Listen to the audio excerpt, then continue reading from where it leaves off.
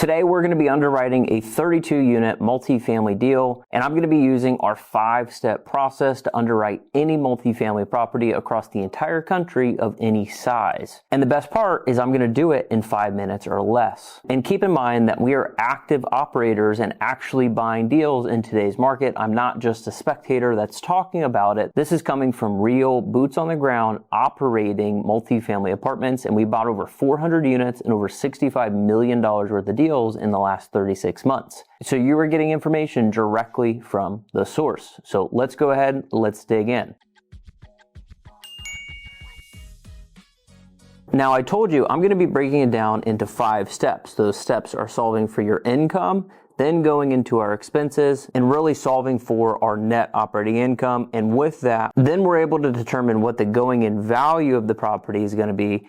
And then beyond that, we want to figure out how much profit there really is on these properties. So we're trying to determine what's called the future NOI, where we can actually take the value and how much potential profit there actually is to realize at the property. So we're not only looking at the current income. See, as value investors, you really want to look at the starting point, and you really want to look at where you can take the potential to. Very similar to making an offer on a single family home, you're going to look at what are you in at, how much does it cost to fix it, and then what is the potential profit if everything goes as planned. That's very similar to multifamily. So again, we're using a 32 unit example, and each of these units are renting out at $1,000. So solving for your income, all you're going to do is you're going to take the average rent, which is $1,000, multiply it by 32 units, and multiply this by 12 months out of the year.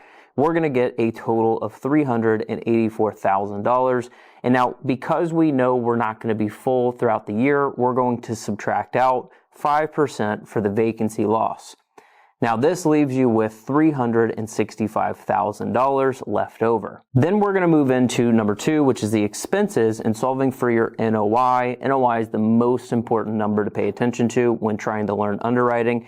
So we're going to take our total gross income of $365 right here, and we're going to subtract out 50% for the expenses. This is property management, this is taxes, this is insurance, this is landscaping, pest control, repairs and maintenance, and all of the operating expenses that you would have with owning an apartment complex. Then the most important number when considering an acquisition is understanding this. This is what's referred to as the takeover net operating income, the actual profits that you're acquiring without doing anything to the property. So day one, this property would pay us $182,000 before we pay the mortgage. Now, how we actually value these apartment complexes is on a value metric that's called cap rate. So instead of going to Zillow and looking at the last 90 days of recent comparable sales and determining what the price would be, you're going to simply take the net operating income and divide it by the cap rate or the market cap rate that investors are paying. Now, in a simple world, cap rates are very close to interest rates. Little metric that we look at is what's called positive leverage. And so if interest rates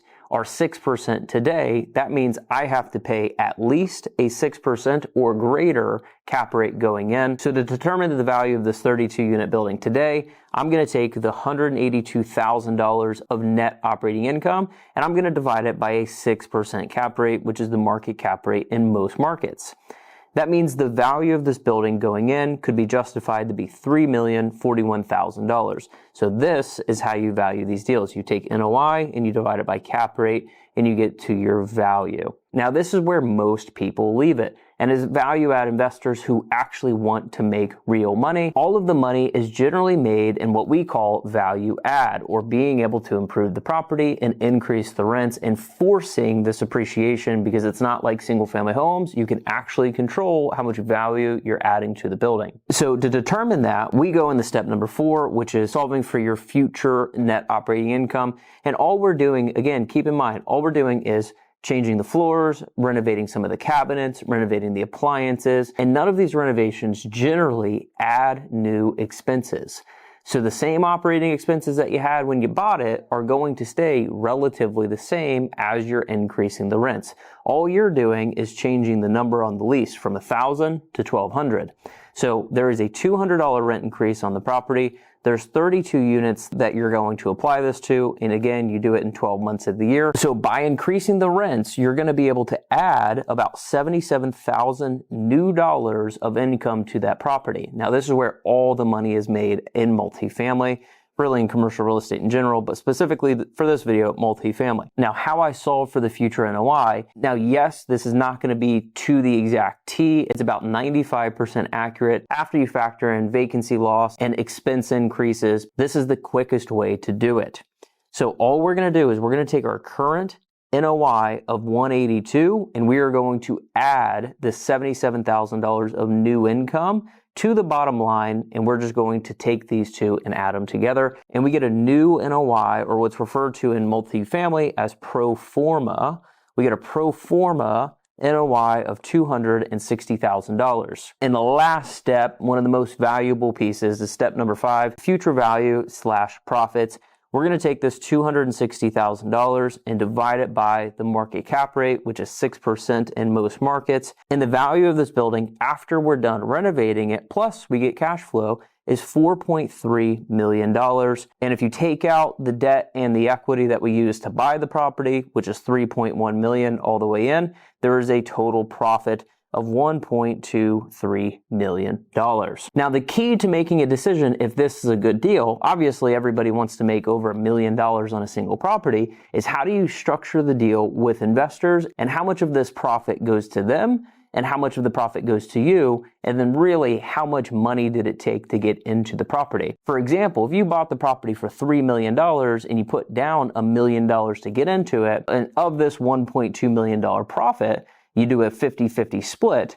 Is that enough money to make the investors happy? Or do you need to give more of the profits to the investors for that deal to make sense? But fundamentally, this is how you underwrite any multifamily or really commercial real estate deal. You look at the current income that you're acquiring. If there's none, then it's a higher risk deal, but there should be a lot more upside. So you look at the current income, how much income is there day one, how much does it cost to renovate the middle of the project, and how much can you increase NOI and increase the value of the building. And really at the end of the day, you're looking at how much profit is there for the investors that gave you the money, plus yourself for doing all the work. Now, if you're a real estate investor and you found value throughout today's video and you're looking to take action and surround yourself around other like-minded investors, I'd invite you to check out the Deal Room community. It's in the links in the description. For only $67, you're able to connect with 500 plus investors across the country. Join our weekly calls where we're reviewing live multifamily deals just like this, going through the underwriting and looking at the deal. And the best part is that you can actually find the investors to give you the money to actually go out and buy these deals. If that's you, then make sure to check the links down in the description. And as always, if you found any value throughout today's video, or if you have any specific questions about what we covered,